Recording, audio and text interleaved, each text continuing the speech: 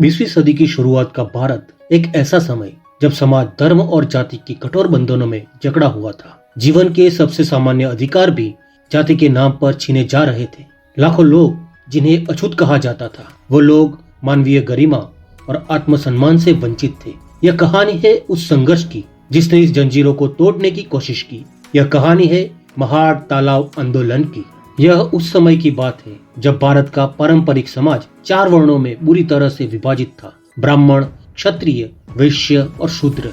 इनमें शूद्र और अछूत सबसे निचले पायदान पर थे। धर्म के नाम पर इंसानों का बंटवारा हो चुका था। भारत की बस्ती के 5 करोड़ लोगों को पशु से भी बदतर जीवन जीने को मजबूर कर दिया गया था। जाति व्यवस्था के मारे इन लोगों को मंदिरों में प्रवेश नहीं मिलता था। स्कूलों में पढ़ने की बात तो जैसे एक सपना था। सोचिए, सार्वजनिक तालाबों में एक पशु पानी पी सकता था, लेकिन एक मनुष्य नहीं। उसका गुनाह सिर्फ इतना था कि वो निचली जातियों में जन्मा था। 20वीं सदी की शुरुआत तक सो कॉल्ड सवर्ण जातियों ने निचली जातियों में जन्मे अपने ही लोगों पर इतना जुल्म ढाया कि हम सोच भी नहीं सकते। निचली जाति में जन्मे लोग सार्वजनिक सड़कों पर भी नहीं चल सकते थे। यदि किसी अछूत ने गलती से ऊंची जाति के व्यक्ति की छाया को भी छू लिया तो उसे अपवित्र मान लिया जाता था। अगर निचली जाति में जन्मा कोई व्यक्ति पानी पीने के लिए तालाब के पास जाता तो उसे मार मार कर भगा दिया जाता था। सोचिए, पानी जैसी बुनियादी चीज जो हर इंसान का अधिकार है, इसे भी पाने के लिए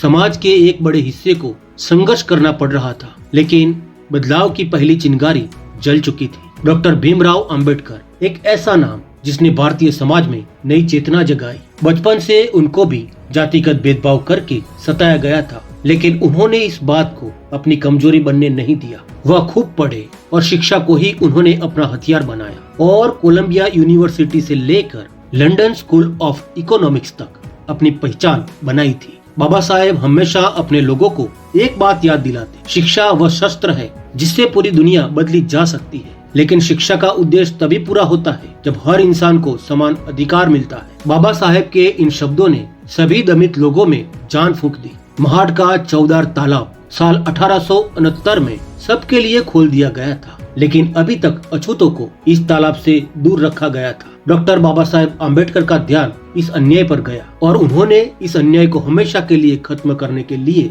महाड़ को चुना। उनके लिए यह केवल पानी तक पहुंचने का संघर्ष नहीं था, बल्कि समानता का एक प्रतीक था। डॉक्टर बाबा साहेब ने अपने समर्थकों से मीटिंग करी। वहां पर उन्होंने अपने शब्दों को फिर से दोहराया, यह केवल पानी की लड़ाई नहीं है, यह मानवता और आत्मसम्मान की लड़ाई है। यह दिखाने का समय है कि हम भी इंसान हैं और हमें भी बराबरी का हक है। साल 1927, तारीख 20 मार्च। यह तारीख, यह वर्ष इतिहास में हमेशा हमेशा के लिए याद रखा जाने वाला था। इसी दिन बाबा साहेब ने महाड़ तालाब आंदोलन का पहला सत्याग्रह किया था। उस दिन हजारों लोगों की भीड़ महाड़ के चौदार तालाब की ओर बढ़ रही थी। हर व्यक्ति के चेहरे पर दृढ़ता और आत्मसम्मान का भाव।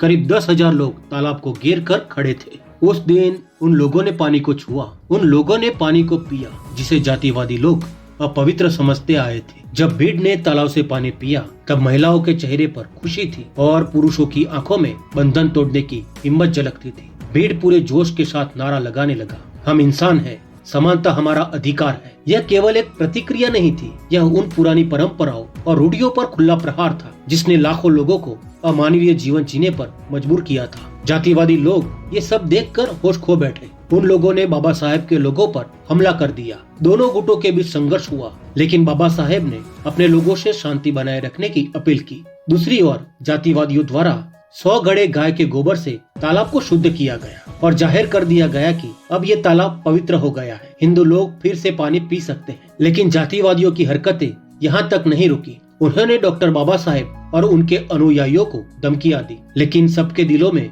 अब क्रांति का शोला भड़क चुका था। अब ये आंदोलन थमने वाला नहीं था। 25 दिसंबर 1927 को बाबा साहेब के समर्थकों ने मनुस्मृति को आग लगा दी। डॉक्टर अंबेडकर ने महसूस किया कि छुआछूत की जड़ें मनुवादी विचारधारा में भी थी। उन्होंने 25 दिसंबर 1927 को मनुस्मृति का दहन किया। यह उस समय के सामाजिक ढांचे पर एक सीधी चोट थी, एक करारा प्रहार था। उस दिन बाबा साहेब ने एक और गंभीर बात कही, हम इस पुस्तक को नष्ट कर रहे हैं जो हजारों वर्षों से हमारे साथ अन्याय कर रही है। यह दहन हमारे समानता के अधिकार की घोषणा है। इस महाड़ तालाब आंदोलन की वजह से केवल दलितों के अधिकार ही नहीं बल्कि सभी वंचित समुदायों के अधिकारों के लिए भी एक नई राह खुल गई। यह आंदोलन सामाजिक न्याय और समानता का प्रतीक बन गया। आगे चलकर डॉक्टर बाबा साहेब आम्बेडकर ने भारत के संविधान में इसे मानवीय मूलभूत अधिकारों में शामिल किया। डॉक्टर बाबा साहेब आम्बेडकर कहते हैं, समाज का विकास तब तक संभव नहीं है जब तक हर व्यक्ति को समान अधिकार और सम्मान न मिले। दोस्तों, महाट तालाब आंदोलन हमें सिखाता है कि समानता